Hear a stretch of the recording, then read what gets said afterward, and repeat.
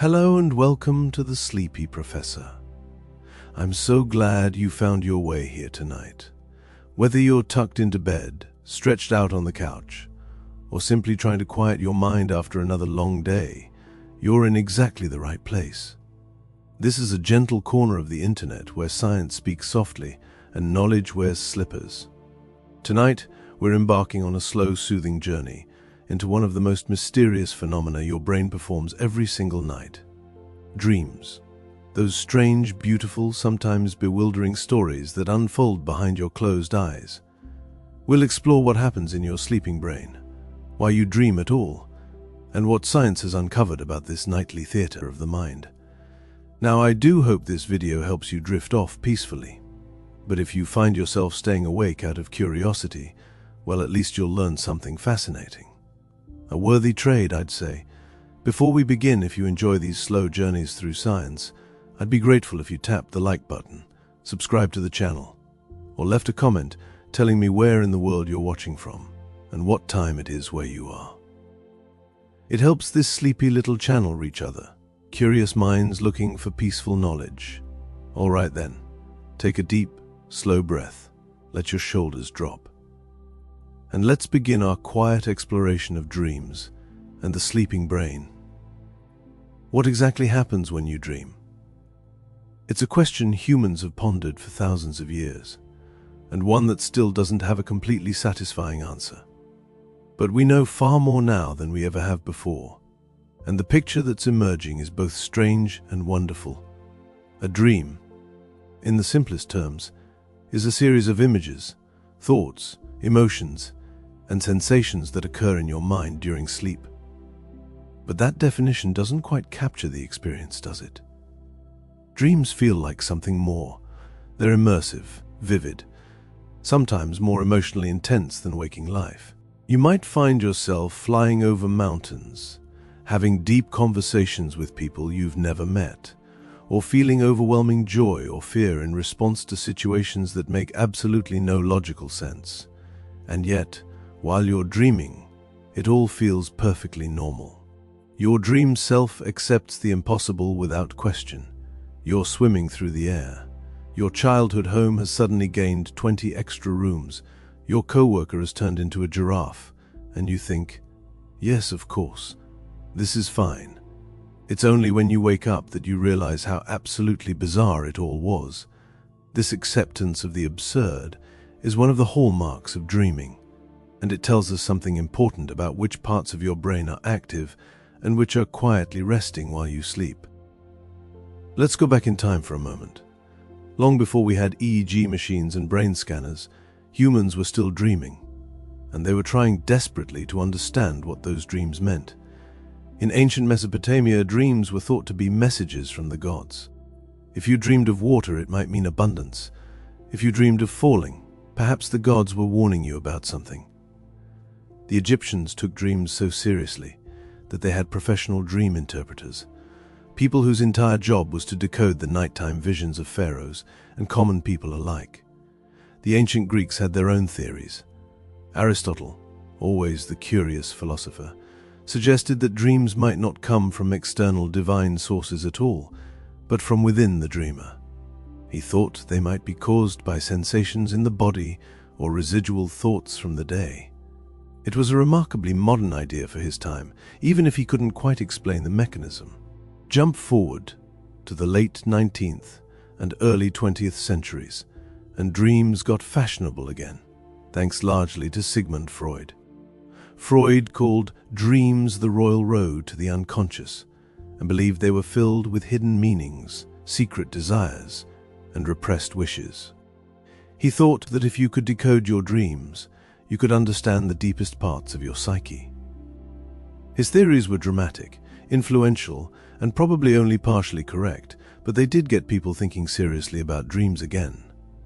Carl Jung, who started out as Freud's student before branching off on his own, took a different approach. He believed dreams connected us to something larger, what he called the collective unconscious, a shared reservoir of human experience and archetypal symbols. In Jung's view, dreaming wasn't just about you, It was about tapping into patterns of meaning that all humans share. But here's where modern science steps in and says, let's actually measure what's happening in the brain. Instead of interpreting symbols or theorizing about the unconscious, researchers in the 20th century started using tools like electroencephalography, or EEG, to monitor brain activity during sleep. And what they discovered changed everything. Dreams, it turns out, are strongly linked to a particular stage of sleep called REM sleep. REM stands for rapid eye movement, and it's exactly what it sounds like. During this phase of sleep, your closed eyes dart back and forth rapidly beneath your eyelids, almost as if you're watching something. Which, in a sense, you are. You're watching your dream. During REM sleep, your brain becomes surprisingly active. In fact, on an EEG, REM sleep can look remarkably similar to waking brain activity. Neurons are firing, different regions are communicating, and your mind is busy constructing the strange narrative you're experiencing. At the same time, your body is almost completely paralyzed, a safety mechanism that prevents you from physically acting out your dreams. Imagine the chaos if you could actually run, punch, or dance while dreaming. Your bedroom would become a hazard zone. Now, REM sleep isn't the only time you dream. You can have dreamlike experiences during other stages of sleep as well, particularly during what's called non-REM sleep. But those dreams tend to be less vivid, less narrative, more like vague impressions or fleeting thoughts. The rich, cinematic, emotionally intense dreams, the ones you're most likely to remember, those happen primarily during REM. But here's where it gets interesting. Even though we know a lot about when and how dreams occur, we still don't fully understand why. Why does the brain bother creating these elaborate, often nonsensical stories? What purpose do they serve? Scientists have proposed several theories, and the truth is probably some combination of all of them. One popular idea is that dreams help with memory consolidation. During the day, your brain takes in an enormous amount of information. Conversations, images, facts, feelings, random observations. At night, it needs to sort through all of that, deciding what to keep, what to discard, and how to organize the rest. Dreams might be a side effect of this sorting process, a kind of mental housekeeping happening in the background. Another theory suggests that dreams help us process emotions. During REM sleep, certain emotional centers of the brain, like the amygdala, are active, but the brain's stress response is dampened. This unique combination might allow you to revisit emotionally difficult experiences in a safe environment, working through feelings without the full intensity of waking stress. It's like having a built-in therapist who only works the night shift. There's also the idea that dreams serve an evolutionary purpose, acting as a kind of threat simulation. By dreaming about dangerous or stressful scenarios, being chased, falling, failing, you might be mentally rehearsing how to respond to real threats. It's your brain's way of running drills, keeping you prepared for potential dangers even while you sleep. And then there's the possibility that dreams are, at least in part, just noise. Random neural activity that your brain tries to make sense of. This is called the activation synthesis hypothesis. According to this view, the brainstem sends out random signals during REM sleep, and the cortex, the part of your brain that loves to find patterns and create narratives, does its best to weave those signals into a coherent story. Sometimes it succeeds. Often, it creates something wonderfully strange. Whatever the reason or reasons, one thing is clear. Dreaming is deeply human. It's something your brain does naturally, effortlessly, every single night. And even if you don't remember your dreams, they're still happening, quietly unfolding in the theater of your sleeping mind. So tonight, as you drift off, know that you're about to experience something remarkable. Your brain is going to tell you a story, one crafted entirely from your own memories, emotions, and imagination. It might be strange, it might be beautiful, it might make absolutely no sense, but it's yours, and it's one of the most mysterious and magical things your mind can do. Now, let's talk about sleep itself, because you can't understand dreams without understanding the stage on which they perform. Sleep isn't just one uniform state, like flipping a switch from on to off. It's far more complex than that. A carefully choreographed cycle that your brain moves through multiple times each night. Scientists call this structure sleep architecture, which makes it sound rather grand, doesn't it? And in a way, it is grand. Your brain follows a precise blueprint, moving through different stages of sleep in roughly 90-minute cycles, each stage with its own characteristics and purposes. Sleep is divided into two main categories: REM sleep, which we've already touched on, and non-REM sleep. Non-REM sleep itself has three distinct stages, which researchers label N1, N2, and N3. Think of them as different depths of unconsciousness, like descending through layers of water, each one darker and more still than the last. Let's start at the beginning, with stage N1, the shallow end of sleep. This is the transition phase, the drowsy, drifting feeling when you're just starting to let go of waking consciousness. You're not quite asleep yet, but you're no longer fully awake either. Your brain waves begin to slow down, shifting from the quick, alert rhythms of wakefulness into slower, more relaxed patterns. During N1, you might experience sudden muscle twitches, or that peculiar sensation of falling that jolts you back to alertness. That's called a hypnic jerk, and it's completely normal.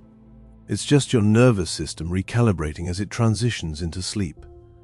If someone were to wake you during N1, you might insist you weren't actually asleep, just resting your eyes. And you'd be sort of right. N1 is the twilight zone, neither fully one state nor the other. Next comes stage N2, light sleep. Now you're sinking a bit deeper. Your body temperature drops slightly, your heart rate slows, and your muscles relax further. This is where your brain starts taking sleep seriously. During N2, your brain produces bursts of rapid, rhythmic activity called sleep spindles, as well as occasional larger waves called K-complexes. These aren't just random noise. They're thought to play a role in protecting your sleep, helping to block out external disturbances so you stay asleep despite sounds or movements around you. You'll spend about half of your total sleep time in N2. It's the workhorse of sleep, not as deep or restorative as the next stage, but still important for rest and recovery. Dreams can occur during N2, but they tend to be fragmentary, more like fleeting images or vague thoughts than full narratives. Then comes the big one, stage N3, also known as deep sleep or slow-wave sleep. This is the most restorative phase of sleep, the time when your body does its most intensive repair work. Your brain produces large, slow delta waves that roll through your cortex in steady, rhythmic pulses. It's during N3 that your body repairs tissues, strengthens your immune system, and consolidates certain types of memory, particularly factual knowledge and learned skills. If you're a child, your body releases growth hormone during this stage, which is why we often say that kids grow in their sleep. Adults don't grow taller anymore, unfortunately, but we still benefit from the cellular repair and restoration that happens during deep sleep. Waking someone from N3 is difficult, and if you do manage it, they'll likely be groggy, disoriented, and not particularly pleased with you. It's like being yanked out of a very deep, very comfortable well. Dreams can happen in N3, but they're usually not the vivid, story-driven dreams you're familiar with. Instead, they're more like impressions, vague emotional tones, or abstract sensations. The real dream magic happens in the next stage. Welcome to REM sleep, the dream factory. REM sleep is when your brain truly comes alive. On an EEG, REM sleep looks almost indistinguishable from waking brain activity. Your neurons are firing rapidly. Different brain regions are communicating intensely. And meanwhile, your eyes are darting back and forth beneath your closed lids, giving this stage its name, rapid eye movement. During REM, your muscles are almost completely paralyzed, a phenomenon called arrhythmia. This temporary paralysis is a safety mechanism. Without it, you'd physically act out your dreams, flailing your arms, kicking your legs, potentially hurting yourself or anyone sleeping nearby.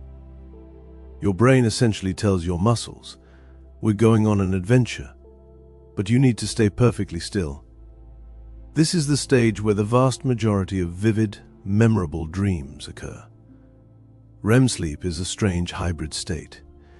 Your brain is highly active, but you're deeply unconscious. You're experiencing intense emotions, seeing vivid imagery, and following complex narratives, all while lying motionless in the dark. Interestingly, REM sleep isn't evenly distributed throughout the night. Your first REM period might last only 10 minutes, but as the night progresses, each subsequent REM phase gets longer. By morning, you might spend up to an hour in REM sleep at a time. This is why dreams often feel longer and more elaborate toward the end of the night. So, putting it all together, your brain cycles through these stages roughly every 90 minutes. You start in N1, drift into N2, sink into N3 for deep restoration, then rise back up into REM for dreaming. Then the cycle repeats. You go through this loop 4 to 6 times per night, though the proportions shift as the night goes on. Early in the night, you get more deep sleep. Later, you get more REM. Understanding this architecture helps explain a lot about sleep. If your sleep is disrupted, if you don't get enough deep sleep, or if your REM is cut short, you'll wake up feeling tired, foggy, and irritable. Your brain didn't get to complete its full maintenance routine. It's like interrupting a computer's update halfway through. Things just don't work as well. So tonight, as you settle in, remember that your brain is about to launch into this beautifully orchestrated routine. It's been doing this every night of your life, cycling through stages, repairing, consolidating, dreaming. You don't have to think about it. You don't have to manage it. You just have to let go, and your brain will handle the rest. Now let's return to the central mystery. Why do we dream? It's a question that has puzzled scientists, philosophers, and sleepy humans for as long as we've been aware that dreams exist. And despite decades of research, the honest answer is, we still don't know for certain. Dreams remain one of the great unsolved mysteries of neuroscience. But we do have theories, several of them, and each sheds a different light on this nightly phenomenon. One of the most widely discussed theories is memory consolidation. Your brain spends all day absorbing information, faces, names, facts, skills, conversations, emotions, trivial details, important lessons. At night, it needs to process all of that, deciding what's worth keeping and what can be discarded. Dreams, according to this theory, are part of that process. Think of it like your brain sorting through files, moving some into long-term storage, deleting others, and making connections between seemingly unrelated pieces of information. Dreams might be the side effect of this sorting, a kind of mental screensaver playing while your brain does its filing work in the background. There's good evidence for this. Studies have shown that people who learn a new skill or study intensely tend to have more REM sleep afterward. And sometimes people even dream about what they've been learning, their brains replaying the experience to strengthen the memory. So yes, studying in your sleep is sort of real, though your dream self might take some creative liberties with the material. Another major theory focuses on emotional processing. Life is full of emotional experiences, both good and bad. Joy, fear, sadness, frustration, love, loss. Your brain needs a way to process these emotions, to integrate them into your ongoing sense of self without being overwhelmed by them. During REM sleep, something fascinating happens. Emotional centers like the amygdala become very active, but at the same time, your brain's stress response is turned down. This means you can revisit emotionally charged experiences without the full intensity of panic or distress.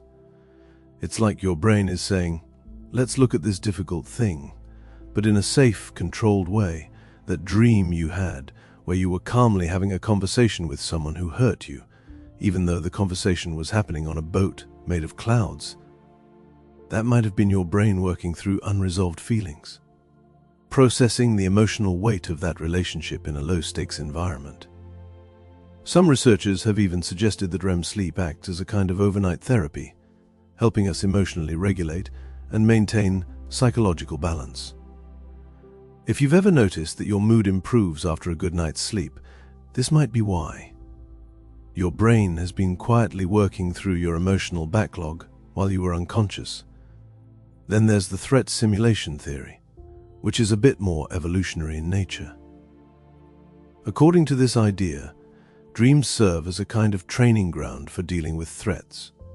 By dreaming about dangerous, stressful, or threatening scenarios, your brain is essentially running drills, preparing you to respond effectively if you ever face something similar in real life. This might explain why so many dreams involve being chased, falling, failing at important tasks, or finding yourself in dangerous situations. Your brain isn't trying to torture you, it's trying to keep you prepared. People who grow up in more dangerous environments, or who have experienced trauma, often report more frequent and vivid threat-related dreams, as if their minds are staying on high alert even during sleep. Of course, not all dream theories are so functional. One of the more mechanistic explanations is called the activation synthesis hypothesis. This theory, proposed by researchers Alan Hobson and Robert McCarley, suggests that dreams are essentially your brain trying to make sense of random neural activity. During REM sleep, the brainstem sends out bursts of activity, essentially random electrical signals. Your cortex, the part of your brain responsible for higher-level thinking and storytelling, receives these signals and tries to construct a coherent narrative out of them. Sometimes it does a decent job. Other times it creates something utterly bizarre. This would explain why dreams are often so illogical, why the plot jumps around, why your third-grade teacher suddenly appears on a pirate ship with no explanation. Dreams, in this view, aren't necessarily meaningful. They're just your brain doing what it does best, finding patterns, creating stories, even when the raw material is chaotic and random. And then there's the idea that dreams play a role in creativity and problem-solving. Have you ever gone to bed wrestling with a difficult problem, only to wake up with a sudden flash of insight? That's not magic. It's your dreaming brain at work. Without the constraints of logic and linear thinking, your dreaming mind is free to make unusual connections, to explore ideas from unexpected angles. Many famous discoveries and creative works have been inspired by dreams. Paul McCartney heard the melody for Yesterday in a dream. Dmitri Mendeleev, the chemist who created the periodic table, claimed the structure came to him in a dream. The author Mary Shelley dreamed the central idea for Frankenstein. Dreams give your mind permission to wander, to play, to break the rules. And sometimes that freedom leads to genuine insight. So what's the answer? Why do we dream? The truth is, it's probably all of the above. Dreams likely serve multiple functions: memory consolidation, emotional processing, threat rehearsal, creative exploration, and yes, probably a bit of random neural noise thrown in for good measure. Your brain is doing a lot while you sleep, and dreams are one of the ways it makes sense of that work. They're messy, strange, deeply personal, and still, after all these years of research, profoundly mysterious. And maybe that's part of their beauty. Dreams are one of the last truly private experiences we have, a nightly reminder that your mind is more complex, more creative, and more mysterious than you might realize in your waking hours. So tonight, when you dream, whether it's profound or absurd, frightening or delightful, know that your brain is doing something remarkable. It's sorting, processing, rehearsing, exploring, all while you rest. You don't have to understand it. You just have to let it happen. Let's shift our focus now to the brain itself, to the specific regions and networks that come alive during dreaming. Because dreams don't just happen in some vague, general way. They're the result of a precise, intricate dance among several different brain regions, each playing its own role in creating the experience. Let's start with the prefrontal cortex, the part of your brain located right behind your forehead. During waking hours, the prefrontal cortex is your brain's executive director. It handles planning, decision-making, logical thinking, and impulse control. It's the voice in your head that says, maybe don't eat that entire cake, or perhaps we should double-check that email before sending it. But when you fall asleep, especially during REM sleep, the prefrontal cortex takes a break. It quiets down significantly, stepping back and letting other regions take the lead. This is why dreams are so often illogical, why bizarre things happen, and your dream self just accepts them without question. Without the prefrontal cortex supervising, there's no one around to say, wait, does this make sense? Meanwhile, other regions are ramping up their activity. The amygdala, a small, almond-shaped structure deep in your brain, becomes particularly active during REM sleep. The amygdala is involved in processing emotions, especially fear, pleasure, and anger. This heightened activity is part of why dreams can be so emotionally intense. When you dream about being chased, even though the scenario is absurd, you feel real fear. That's your amygdala at work, generating emotional responses even though the logical part of your brain knows nothing is actually happening. At the same time, your stress hormones are dialed down during REM, which means you can experience these emotions in a relatively safe way, without the physical panic response you'd have if you were actually in danger. Then there's the hippocampus, often called the brain's memory center. The hippocampus is crucial for forming and organizing memories, and it's closely involved in dreaming. During dreams, the hippocampus helps retrieve stored memories, the raw materials your brain uses to construct dream scenarios. That's why dreams often incorporate familiar faces, places, and experiences, even if they're rearranged in strange, surreal ways. However, the hippocampus isn't fully active during REM sleep, which is part of the reason dream memories are so fragile. You might wake up with a vivid recollection of a dream, but within minutes, it's fading like mist in the morning sun. Without the hippocampus working at full capacity, those memories aren't being encoded as strongly as your waking experiences. Another key player is the occipital lobe, located at the back of your brain. This is your primary visual processing center, and during REM sleep, it shows significant activity. That makes perfect sense when you consider how visual dreams tend to be. Even people who are born blind report vivid dreams, though theirs tend to focus more on sound, touch, and spatial awareness rather than visual imagery. For the rest of us, dreams are like movies playing in our minds, full of shifting landscapes, strange lighting, impossible architecture, all generated entirely by your own brain without any input from your actual eyes. There's also something called PGO waves, which stands for pontogeniculo-occipital waves. These are bursts of electrical activity that originate in the pons, part of the brainstem, then travel through a region involved in visual processing, and finally reach the occipital cortex. Researchers believe PGO waves play a crucial role in triggering REM sleep and possibly in generating dream imagery. They're like the opening notes of a symphony, signaling that the dream is about to begin. One of the most fascinating aspects of dreaming is how your motor cortex, the part of your brain that controls movement, remains active. Your dream self can run, jump, dance, fly, all of which involves motor planning and execution. But your actual muscles don't move because, as we mentioned earlier, your brainstem has temporarily paralyzed them through rematonia. It's a remarkably elegant system. Your brain gets to practice movement and action in dreams without your body actually thrashing around. In rare cases, this paralysis mechanism fails, a condition called REM sleep behavior disorder. People with this condition physically act out their dreams, sometimes causing injury to themselves or their sleep partners. It's a stark reminder of just how important that temporary paralysis is. So when you dream, it's not a passive experience.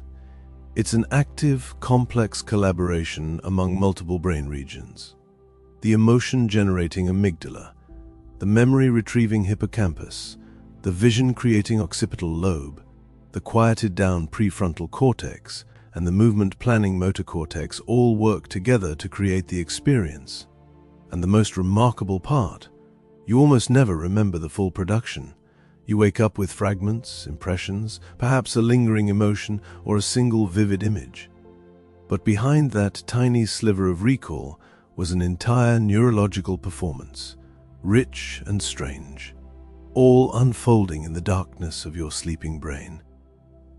Next time you find yourself in a dream, whether you're flying, falling, or having tea with someone who's been gone for years, take a quiet moment if you can, to marvel at what's happening. Your brain is telling you a story, using pieces of your own life, your own memories, stitched together in ways that would be impossible while awake. It's one of the most remarkable things your mind can do. Now, let's talk about something truly fascinating, lucid dreaming. This is when you become aware that you're dreaming while the dream is still happening. And sometimes, with practice, you can even control what happens next. Imagine this. You're in a dream, walking through a strange forest.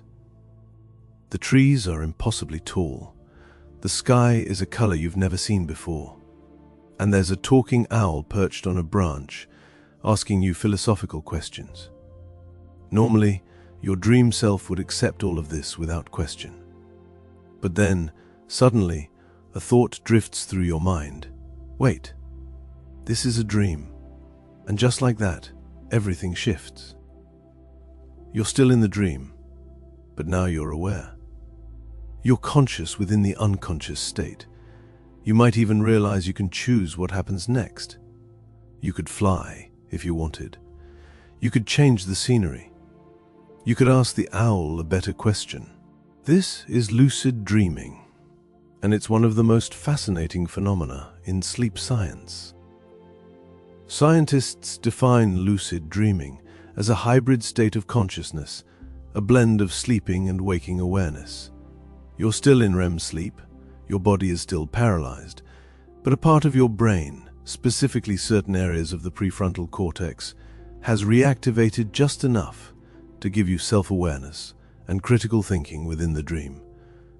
Brain imaging studies of lucid dreamers show exactly this. A unique pattern where most of the brain shows typical REM sleep activity, but the prefrontal cortex, particularly the dorsolateral prefrontal cortex, shows increased activity compared to non-lucid REM sleep. It's as if your mind has opened one eye and quietly realized, "Oh, I see what's happening here." Some lucid dreamers have even been able to communicate with researchers while dreaming. In sleep labs, trained lucid dreamers have performed prearranged eye movements, like looking left, right, left, while their eyes are closed and they're fully asleep.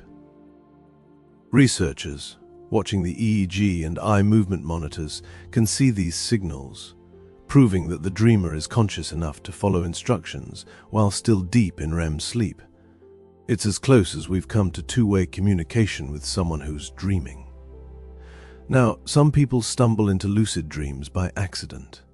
They might be in the middle of a particularly strange dream, see something impossible, and suddenly think, "This can't be real," and the realization triggers lucidity. But others train themselves to lucid dream through various techniques. One popular method is called mild, which stands for mnemonic induction of lucid dreams. This involves waking up after about 5 hours of sleep, focusing intently on the intention to recognize when you're dreaming, and repeating a phrase like, "The next time I'm dreaming, I will realize I'm dreaming," as you fall back asleep. It's like planting a seed in your subconscious, hoping it will bloom later in the night. Another technique is called wild wake-initiated lucid dreaming. This is more advanced and involves staying mentally conscious while your body falls asleep. If done successfully, you can transition directly from wakefulness into a lucid dream state. It's tricky, and it can lead to some unsettling sensations, like sleep paralysis or hypnagogic hallucinations, but some dreamers find it to be a powerful gateway to full control. Then there are reality checks, a technique where you question your state throughout the day. You might try to push your finger through your palm, or read a sentence twice to see if it changes. By doing this habitually while awake, you increase the likelihood that you'll perform the same check while dreaming, where the results will be noticeably different, usually in impossible ways. And that impossibility can trigger lucidity. So why would anyone want to lucid dream? For some, it's pure fun. It's a chance to fly, explore impossible worlds, have adventures limited only by imagination. For others, it has therapeutic value. People who suffer from recurring nightmares, especially those linked to trauma or PTSD, have used lucid dreaming to confront and change their nightmares. Imagine turning to face the monster chasing you and saying, "You're not real. This is my dream, and I'm changing the story." For some, that moment of control can be deeply healing. Lucid dreaming is also a playground for creativity. Artists, writers, and musicians have used lucid dreams to explore ideas, practice performances, or simply experience their imagination in full, immersive detail. That said, lucid dreaming isn't easy for everyone. Some people learn it quickly with practice. Others may never experience it, or only rarely. There's no shame in that. And even frequent lucid dreamers report that their level of control varies wildly. Sometimes they can shape the dream like clay. Other times they're just a bit more aware while the dream unfolds around them. There are also some caveats. Because lucid dreaming involves intentionally disrupting your natural sleep cycle, too much focus on it, especially using techniques that involve waking up repeatedly, can actually reduce sleep quality. Balance is important. Exploring lucid dreams should enhance your rest, not interfere with it. Ultimately, lucid dreaming is a reminder of just how flexible and strange consciousness really is. The fact that your brain can become aware of itself while dreaming, that you can think critically and make decisions while still deeply asleep, is a remarkable feat. So tonight, if you happen to notice something impossible in your dreams, if you see a clock with 13 hours or find yourself breathing underwater, you might just pause and think, "Wait a moment, am I dreaming?" And if the answer is yes, well, who knows what might happen next? Let's talk about the darker side of dreams, nightmares. Not all dreams are pleasant journeys through fantastical landscapes. Sometimes your sleeping mind turns off the lights, cranks up the tension, and delivers something genuinely frightening. Nightmares are vivid, disturbing dreams that typically occur during REM sleep, just like your ordinary dreams. The difference is emotional intensity. While a regular dream might be odd or confusing, a nightmare is charged with fear, anxiety, dread, or grief. You might dream of being chased, falling, losing someone you love, or finding yourself in a humiliating or dangerous situation. Most people experience nightmares occasionally, and they're completely normal. But when nightmares become frequent or recurring, they can start to affect your sleep quality and emotional well-being. This is known as nightmare disorder, and it's more common in people dealing with high stress, anxiety, or trauma. There's a strong connection between nightmares and emotional processing. In fact, some researchers believe nightmares are your brain's way of working through difficult emotions, but with the intensity turned way up. It's like your mind is running worst-case scenarios, preparing you emotionally for threats or stresses, even though the scenarios themselves are often exaggerated or symbolic. For people with PTSD, nightmares often replay the traumatic event, either directly or symbolically, night after night. In these cases, the normal emotional processing function of REM sleep seems to break down. Instead of helping you heal, the dream becomes stuck, re-traumatizing rather than resolving. This is where treatments like imagery rehearsal therapy can be helpful. It involves mentally rewriting the nightmare while you're awake, changing the story to something less frightening, and rehearsing the new version repeatedly.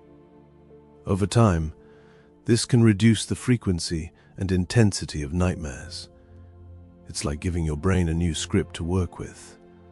But not all disturbing sleep experiences are nightmares. There are also night terrors, which are different.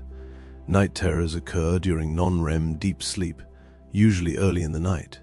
They're not dreams, they're more like sudden eruptions of panic from the brainstem. During a night terror, a person might sit up, scream, thrash, or appear terrified, but they're not fully awake. Their eyes might be open, but they're essentially unreachable, and they usually have no memory of the episode the next morning. Night terrors are much more common in children and usually outgrown. They're generally harmless, though certainly distressing for anyone witnessing them. Then there's sleep paralysis, the eerie cousin of nightmares. Sleep paralysis happens when your mind wakes up before your body does. You're conscious, you can open your eyes and see your room, but you can't move. Often, this is accompanied by hallucinations, shadows in the room, a feeling of pressure on your chest, strange sounds. Historically, sleep paralysis was blamed on demons or supernatural entities. Today, we know it's simply a glitch in the REM sleep system. The muscle paralysis that normally keeps you still during dreams lingers a few moments too long after you wake up. It's harmless and usually passes within seconds or minutes, but it can be deeply unsettling in the moment. So why does the brain seem so good at scaring itself?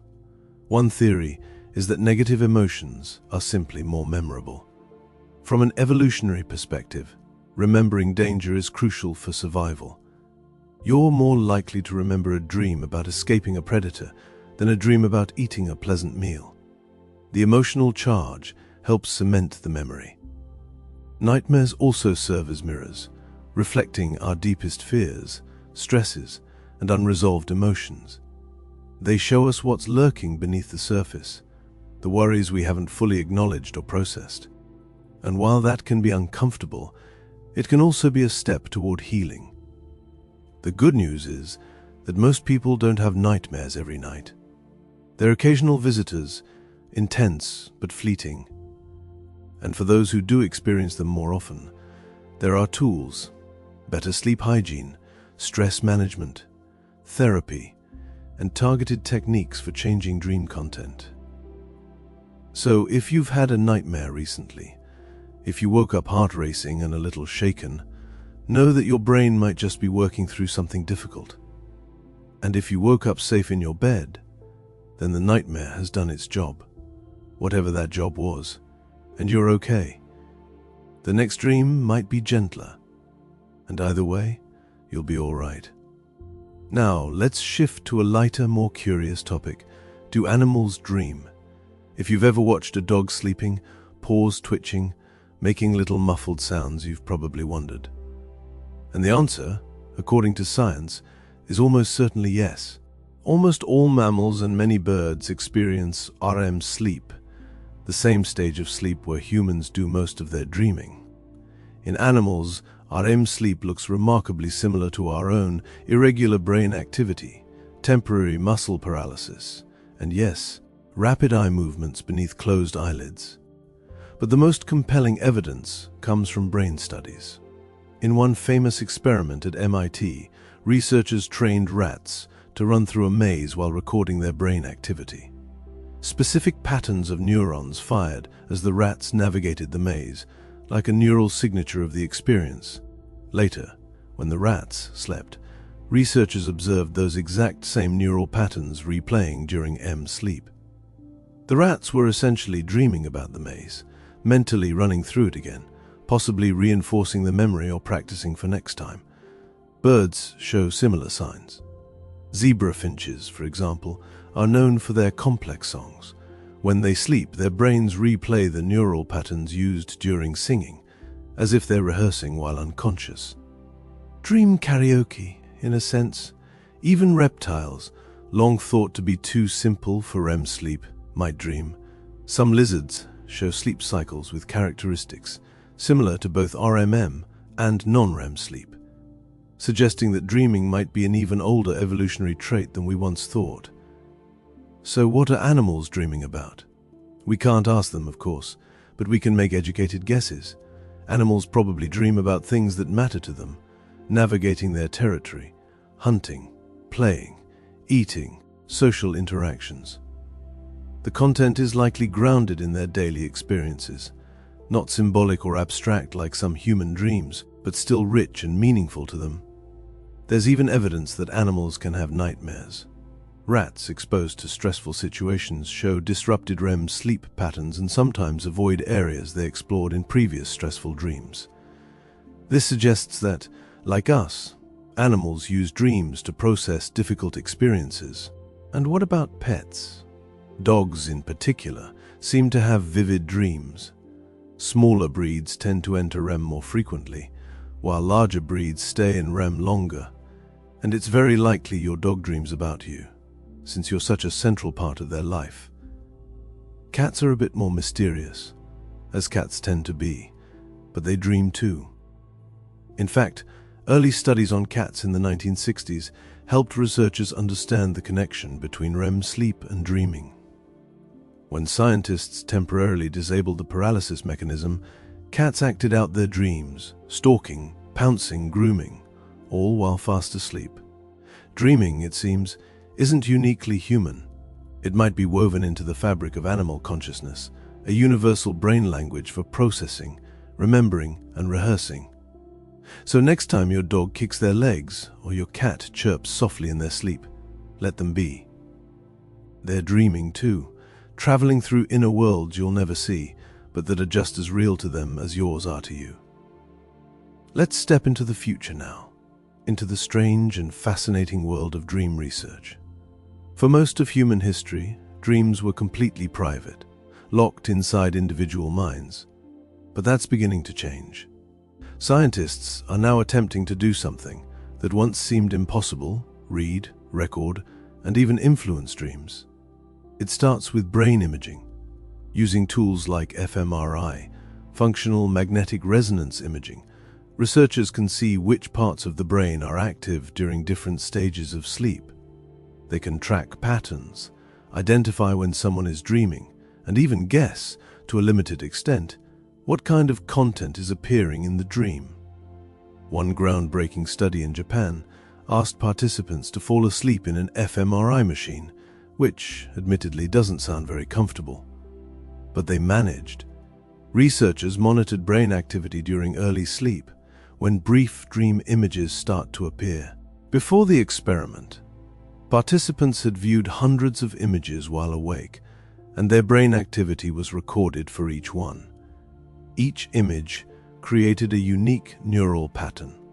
Then, during sleep, when similar patterns appeared, researchers could compare them to the waking data. And it worked. With about 60% accuracy, they could guess what kind of image the person was dreaming about: a person, a car, a building, a landscape. They couldn't describe the plot or emotions, but they could identify visual content.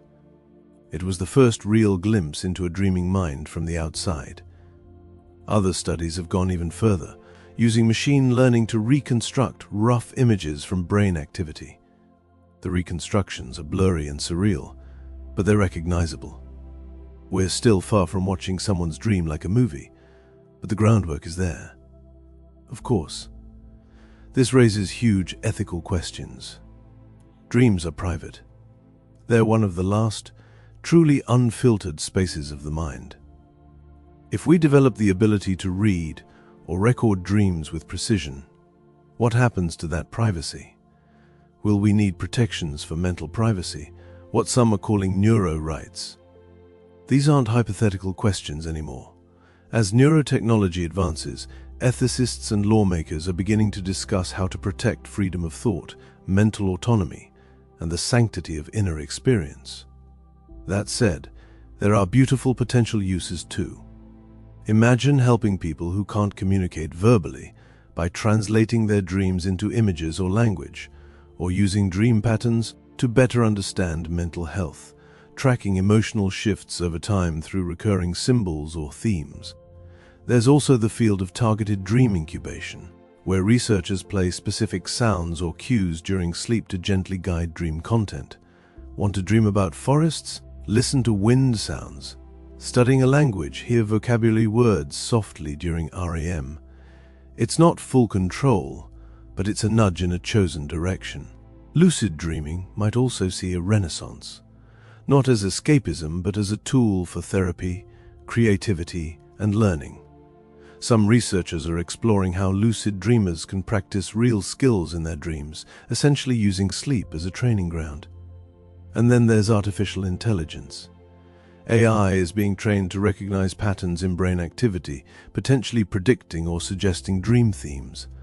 Virtual reality developers are creating dream-inspired environments that respond to your emotions, spaces that feel less like games and more like interactive lucid dreams. But for all this technology, there's something reassuring to remember. Dreaming doesn't require any of it. Your brain already has everything it needs. All you need is sleep, and perhaps a little curiosity. Dreams are storytellers, travelers, soft projections in the dark. The future might bring new tools, but it will never replace the simple wonder of waking up with a strange image in your head and thinking, where did that come from? Now let's explore something deeply personal, the relationship between dreams and mental health. This connection runs deeper than you might think, and understanding it can shed light on both your sleeping and waking life. Dreams and mental health are intimately connected, like two dancers moving through the night, each one influencing the other in subtle and sometimes surprising ways. When your emotional state shifts, your dreams often shift with it. And sometimes, dreams can even serve as early indicators that something beneath the surface needs attention.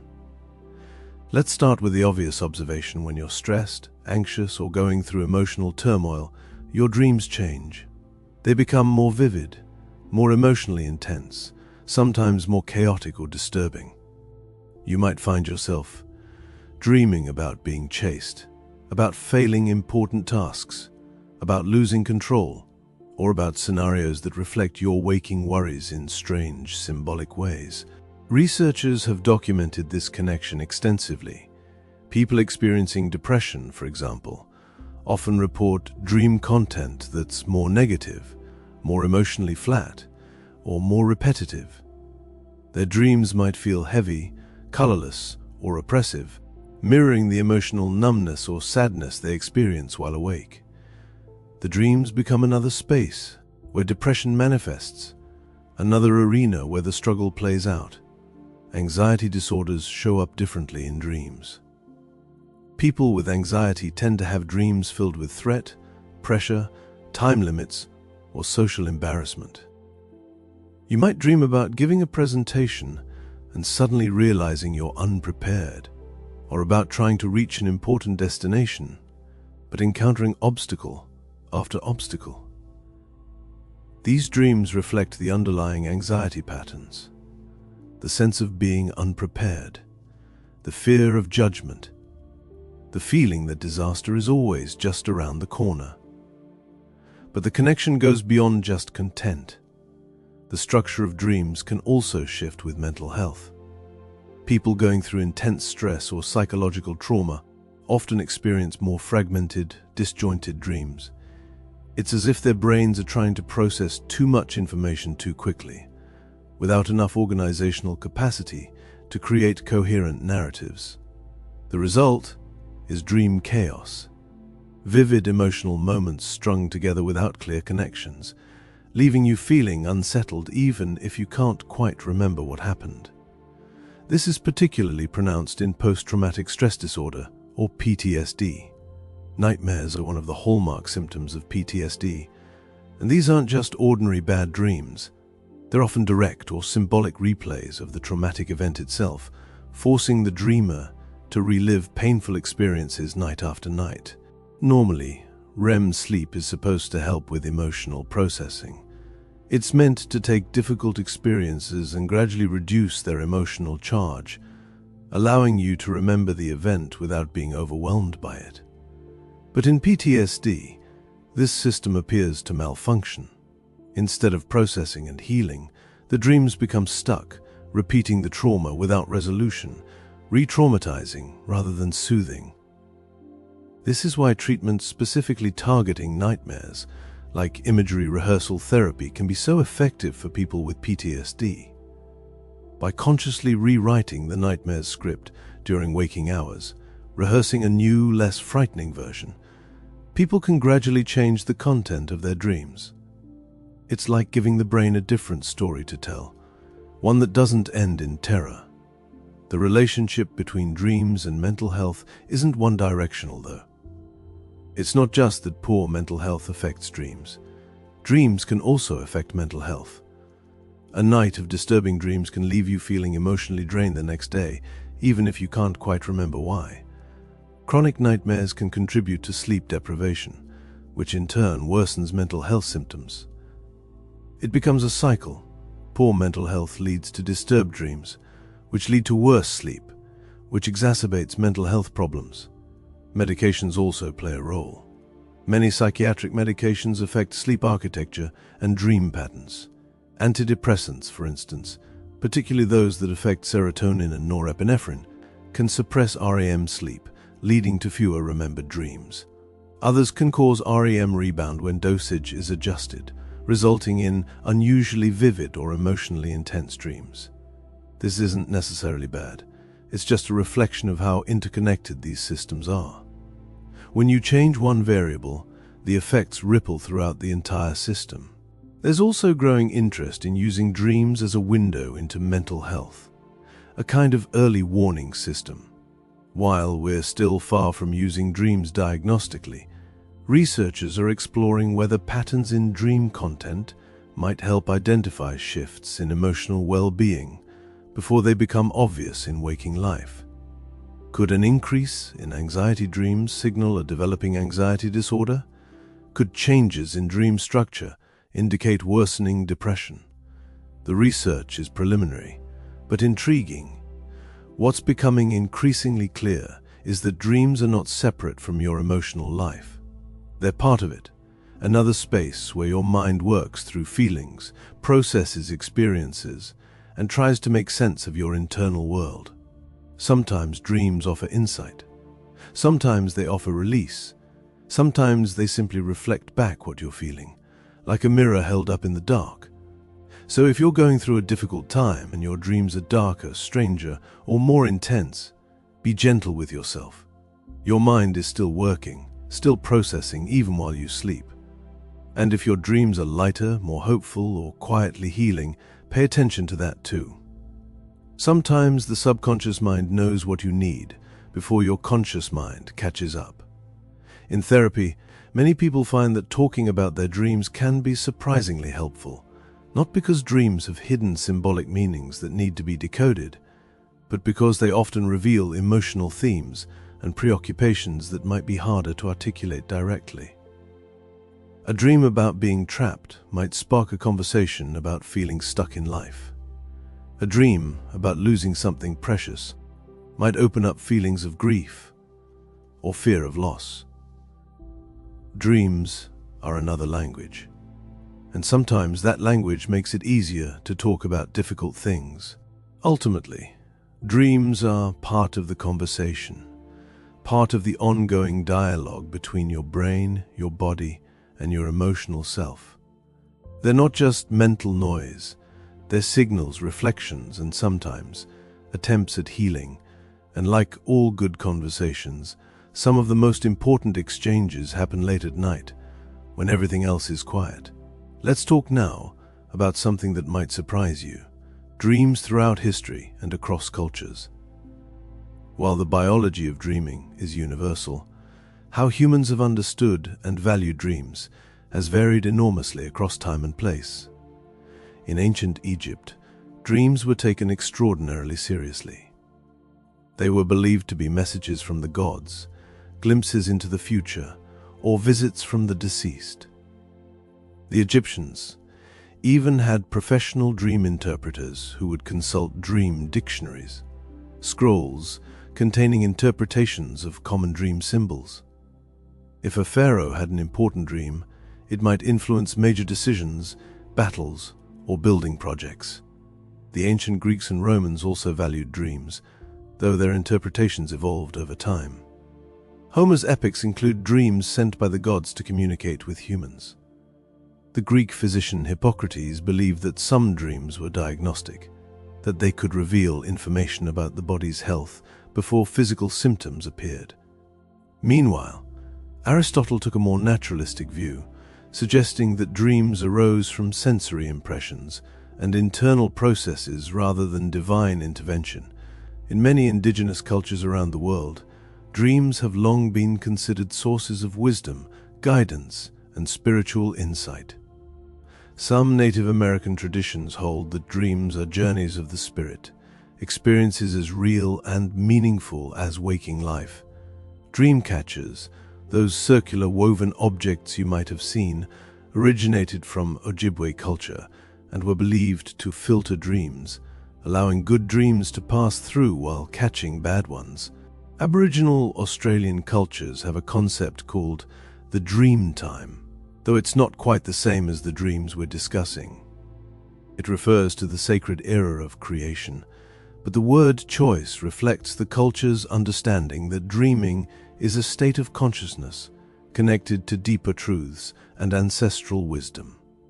In many African cultures, dreams are seen as a way to communicate with ancestors or to receive important messages about community matters. Elders might be consulted to interpret significant dreams, and some decisions might be delayed until someone has had a clarifying dream. East Asian traditions have their own rich dream lore. In Chinese culture, dream interpretation has been practiced for millennia, with dreams believed to offer insights into health, fortune, and the balance of energies within the body. The ancient Chinese text Duke of Zhou interprets dreams is still referenced today. Islamic tradition also places importance on dreams, distinguishing between true dreams, which may carry divine messages, and ordinary dreams caused by daily concerns or physical states. The Prophet Muhammad is said to have received revelations through dreams, and dream interpretation remains an important practice in many Islamic communities. What's fascinating is that across all these diverse cultures and time periods, humans have consistently believed that dreams mean something, that they're worth paying attention to, even if we disagree about what that meaning might be. This universal human impulse suggests that dreams touch something fundamental in our psychology, something that transcends individual cultures. Modern psychology, starting with Freud and Jung, tried to systematize dream interpretation, though from a more secular, psychological perspective rather than a spiritual or divine one. And while many of Freud's specific theories have been questioned or discarded, his basic insight remains valuable. Dreams reflect something about our inner lives, our concerns, our emotions, and our unresolved psychological material. Today's neuroscience takes a more mechanistic view, focusing on what's happening biologically during dreams rather than what they might symbolically mean.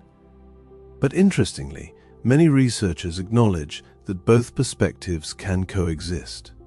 Yes, dreams are produced by specific brain activity during REM sleep.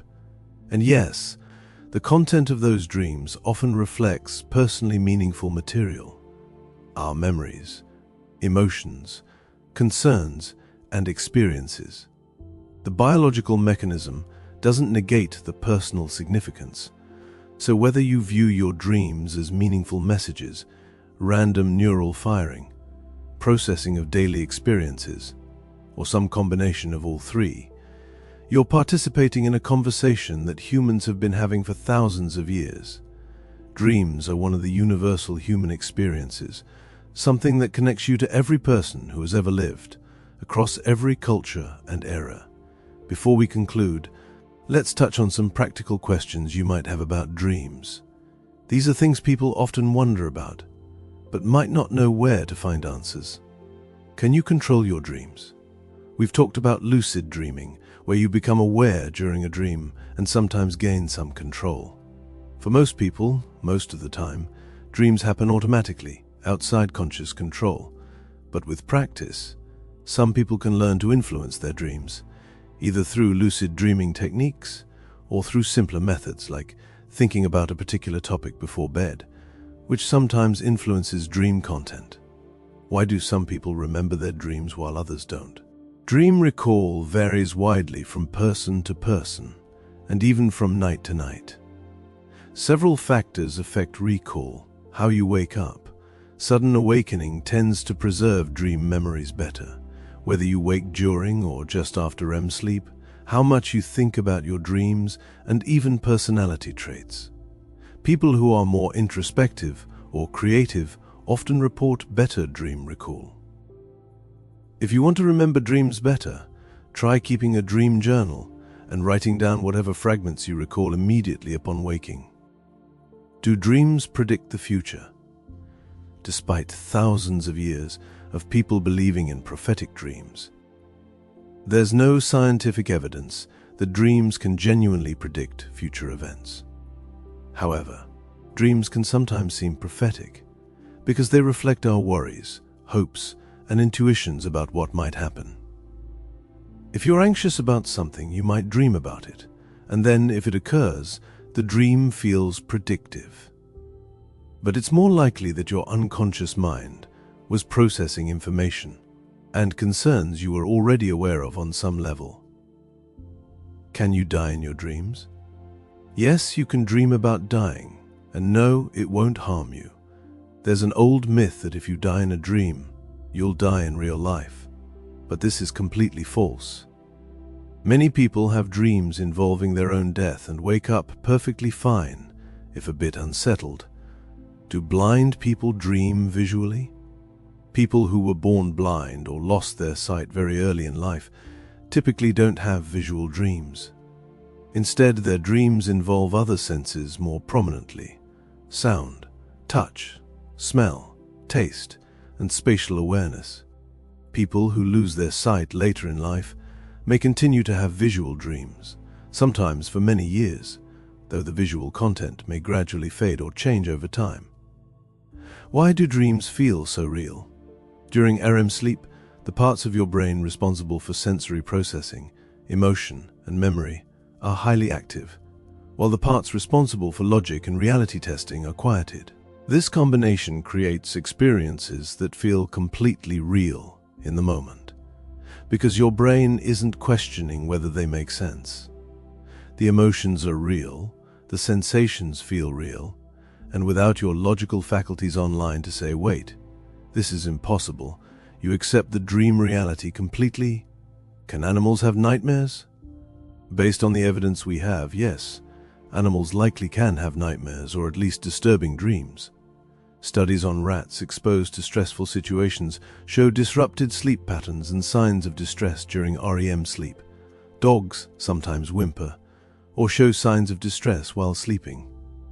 Just as dreaming helps humans process emotional experiences, it likely serves a similar function for animals, including processing negative or frightening experiences. How long do dreams last? Dreams can vary in length, but the longest, most vivid dreams occur during the longer REM periods toward the end of the night, which can last up to an hour. However, The subjective experience of time in dreams is strange. Sometimes a dream that felt like it lasted hours actually occurred in just a few minutes. Time perception is distorted during dreams because your brain isn't tracking time the way it does when you're awake. Why are dreams so hard to remember? The hippocampus, your brain's primary memory formation center, isn't fully active during REM sleep. This means dream memories aren't encoded as strongly as waking memories. Additionally, the neurochemistry of sleep is different from waking, and when you transition from sleeping to waking, the brain state changes dramatically, often causing dream memories to fade rapidly. It's estimated that we forget about 95% of our dreams within minutes of waking. These questions barely scratch the surface of dream curiosity, but they touch on some of the most common wonders people have. Dreams remain, even with all our scientific knowledge, deeply mysterious and personal experiences. Let's spend a few more quiet moments exploring some of the stranger corners of dream research, the curious phenomena and unusual experiences that remind us just how bizarre and wonderful the sleeping mind can be. First, there's the phenomenon of recurring dreams. Many people experience the same dream, or variations of it, repeatedly over months or even years. These dreams often involve common themes: being chased, teeth falling out, showing up somewhere naked or unprepared, flying, or being unable to scream or run despite danger. Psychologists have long been intrigued by recurring dreams. Freud believed they represented unresolved psychological conflicts that your unconscious mind kept presenting until you dealt with them. Modern researchers take a somewhat different view, suggesting that recurring dreams often reflect persistent sources of stress, anxiety, or unresolved emotional situations in your waking life. Interestingly, recurring dreams often stop or change once the underlying issue is resolved, or your life circumstances change significantly. Someone who repeatedly dreams about being late to work might stop having that dream after changing jobs or resolving workplace stress. The dream in this view is your brain's way of flagging an ongoing concern, saying, "Hey, we're still dealing with this." Then there's the strange world of false awakenings. This is when you dream that you've woken up, gone through your morning routine, perhaps made breakfast or gotten dressed, only to actually wake up and realize you're still in bed and have to do it all again. Sometimes this can happen multiple times in one night, creating a confusing nested structure of dreams within dreams. False awakenings can be unsettling, especially when they're repeated. They sometimes occur alongside lucid dreams or sleep paralysis, and they highlight just how convincingly your brain can simulate reality. The dream version of your bedroom might be almost indistinguishable from the real thing, down to small details. It's a reminder that much of what we perceive as reality is actually our brain's construction, and during dreams, that constructive process continues without external sensory input to ground it. Some people experience hypnagogic and hypnopompic hallucinations, vivid sensory experiences that occur while falling asleep or waking up. These might involve seeing faces, figures, or patterns, hearing voices or music, or feeling sensations like falling or floating. These hallucinations occur during the transition between waking and sleeping when your brain is in a hybrid state, and they're generally harmless, though they can be startling if you're not expecting them. There's also the phenomenon of dream incorporation, where real sensory experiences are woven into your dreams. The classic example is a ringing alarm clock becoming a phone ringing in your dream, or the sensation of needing to use the bathroom manifesting as a dream about searching for a bathroom. Your sleeping brain is still processing some sensory information, and it integrates that information into the ongoing dream narrative, rather than waking you up immediately. Some researchers have explored mutual dreaming, or shared dreaming, the intriguing idea that two people might somehow share a dream experience. While there's no scientific evidence that people can literally enter the same dream space, there are documented cases of people reporting remarkably similar dreams. especially among close friends, family members, or romantic partners. This is more likely due to shared experiences, similar concerns, and the fact that humans often dream about universal themes. Still, the subjective experience of discovering you and someone close to you had similar dreams can feel almost magical. Dream déjà vu is another curious phenomenon. Sometimes you'll have a dream, forget about it, and then later, when something similar happens in real life, you'll get an intense feeling of having dreamed it before. Usually, this is a trick of memory, your brain retroactively creating a sense of familiarity, but occasionally, people do dream about mundane future scenarios. Not through any psychic ability, but simply because their brains are good at simulating likely future situations based on present circumstances. There are also cultural-specific dream phenomena.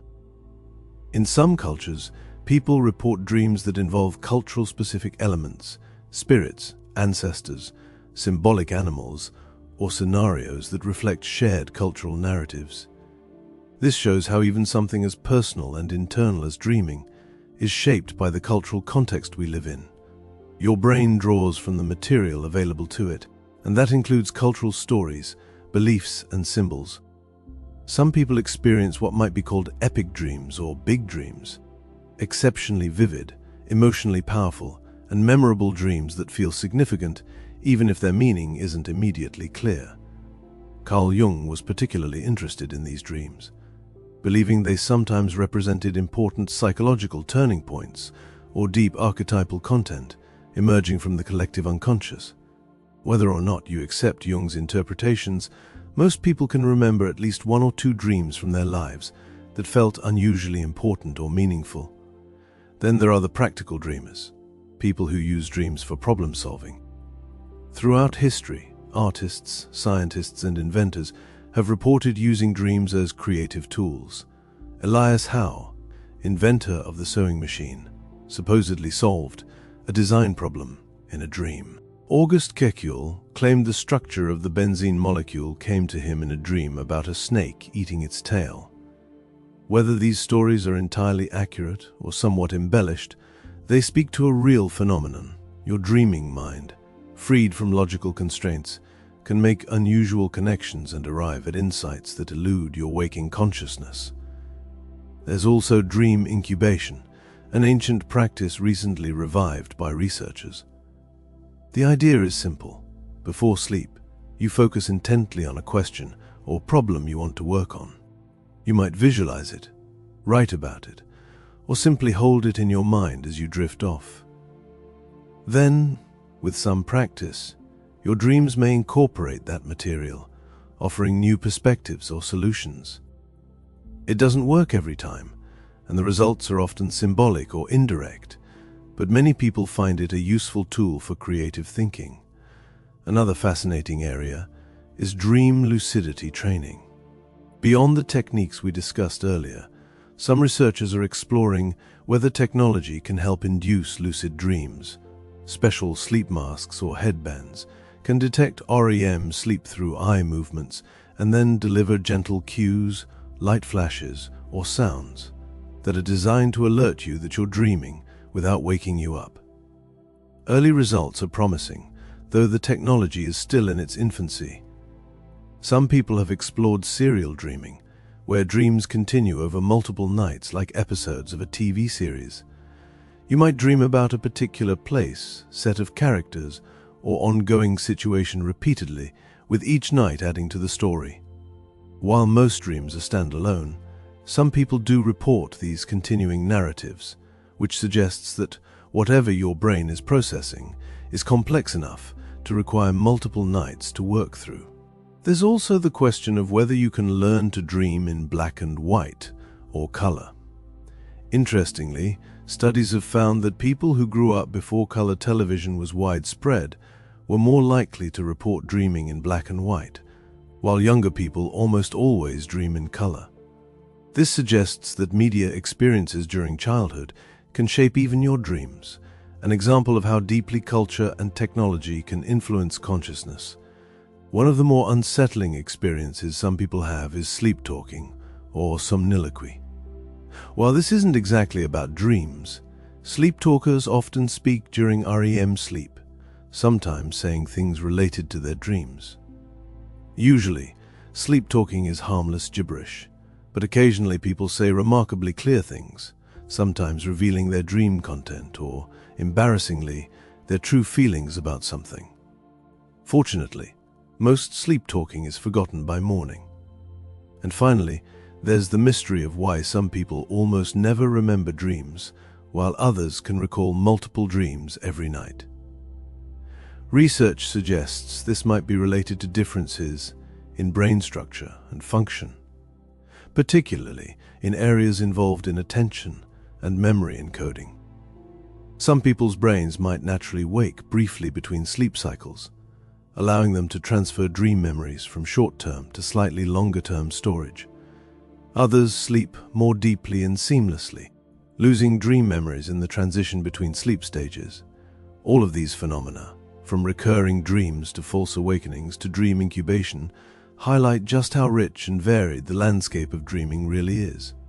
Dreams aren't just one thing.